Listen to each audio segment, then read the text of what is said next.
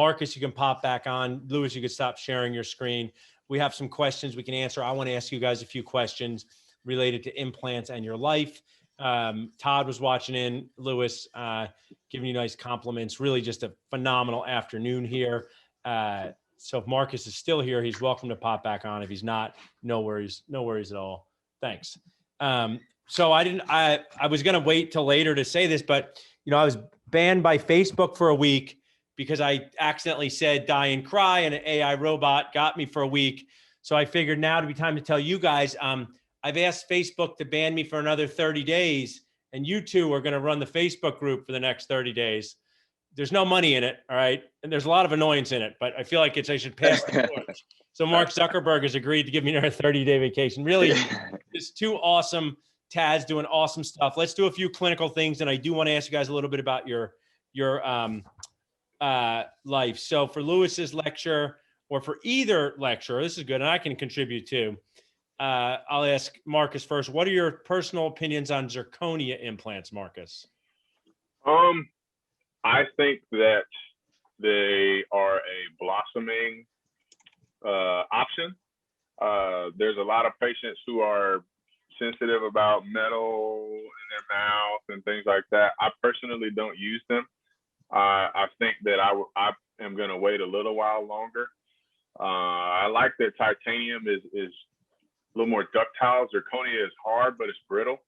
Yeah. I also question if it's really osseo integration. Yeah. With those implants, but a lot of practitioners use them. They work for some people, so I just, for me, it's going to be a little while. I like that titanium. Yeah, titanium alloy. There's always been an interesting thing. You're talking about technology. I was talking always be changing. There's always just a challenge as a dentist. It goes back to your core skills. When is it time to incorporate new technology? When is it time to wait? And sometimes, you're late to doing it. Doesn't mean that's bad. Sometimes you're early, and that's frustrating. I actually remember my dad used a product called Wolceram in the early 2000s, which it turned out to be a total disaster. It was like sort of a version of zirconia. A lot of stuff broke, and he tested it and it just didn't work out. So I think it's a good question. I have not used any personally. We have multiple dentists in our practice that place implants. We haven't used any. Lewis, any thoughts on zirconia implants? I think that there are a lot of patients who are becoming more aware and educated.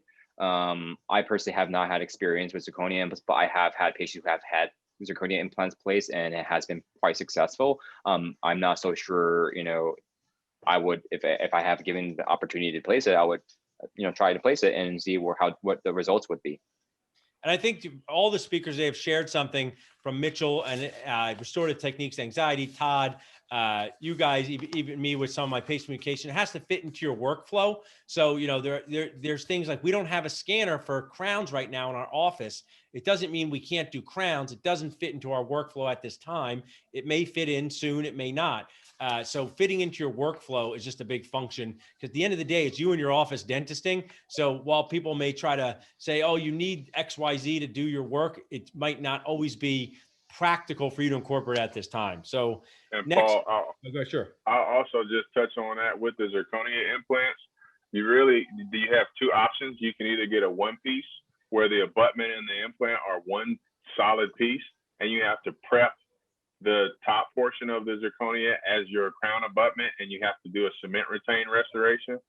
Or B, they have two piece, but there's no custom abutments. You just get the abutment that comes with that implant. So restoratively, it limits you compared to the different tie-based custom abutments, zirconia abutments that you get with traditional implants. So I think I'm glad you said that. So how old were you in 2002, Lewis? That was 19 years ago. Yeah. No, 2002 is 12 years old. Marcus, how about you? Same. 11. So I was my first year on my GPR, and everybody here today, even Todd still might be on, but kind of something unique. Every single presenter, except for our awesome Todd, he did 1 year, but we all did 2 years or more of a GPR. That was my first year of my GPR. Mitchell, me, you. So there was a concept called the Nobel Perfect implant. So back in 2002, they went nuts that the a little bone loss happens. Let's not try to have bone loss. Let's not try to have any abutment at all. But what you said, Marcus, was really important. That one piece abutment on already is so limiting from a restorative perspective. you can only take away, you can't add. So I'm glad you shared that. How about this? What companies would you recommend? What units would you buy to help produce your own surgical guides in-house? We do that for certain cases, but my associate does all of it. So I don't know what it's called, but Marcus, I know you do that. So what the unit you would buy? It would depend on the volume that you plan on doing it with. I do only my own guides. So I make a couple here and there, and I have all the time in the world. So it's called an Anycubic Photon S. So if you're somebody who places under 100 implants a year, 50 implants a year, 10 implants a year, or whatever you place, then that would be something for you. It's $360. The resin costs almost as much as the printer, and you can do that. If you're going to be churning out mass volume of models, things like that, I would get a Formlabs printer, and you'll be able to get that. You're going to have customer service because my printer is sourced from China, and so customer service, getting in contact with them is kind of hard. But Formlabs, you can get somebody on the phone and they can service you a lot better. And that's a moderately priced, but it does really good work. Hey, Nacho team, promote Todd and Mitchell to panels if they want. Todd can put his face on. I want to ask him a question if he's in face mode. We'll do one more clinical question with our, Lewis, after restoring implants, do you usually recommend a night guard, and what material do you use? I typically recommend a night guard. Not all the time, only because of their parafunctional habits, because if the implant is designed so that it's not being overloaded. And I don't also think that everyone needs a night guard. I think that when you're going to give a night guard, occlusion is everything. It's really important to understand how to design night guards, because they might overload. It might create more people might clench more, and I've seen more and more patients clench even more as a result of getting a night guard. So I am straying. It's not that I'm against night guard. I just haven't been doing it regularly as I used to. That's correct.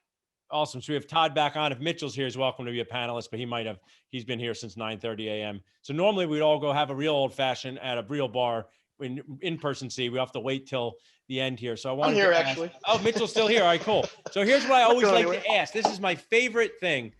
Yes. I'll start with Mitchell. Mitchell, what is one thing you learned from one of the other speakers that you feel like you would be able to incorporate into your life? Or with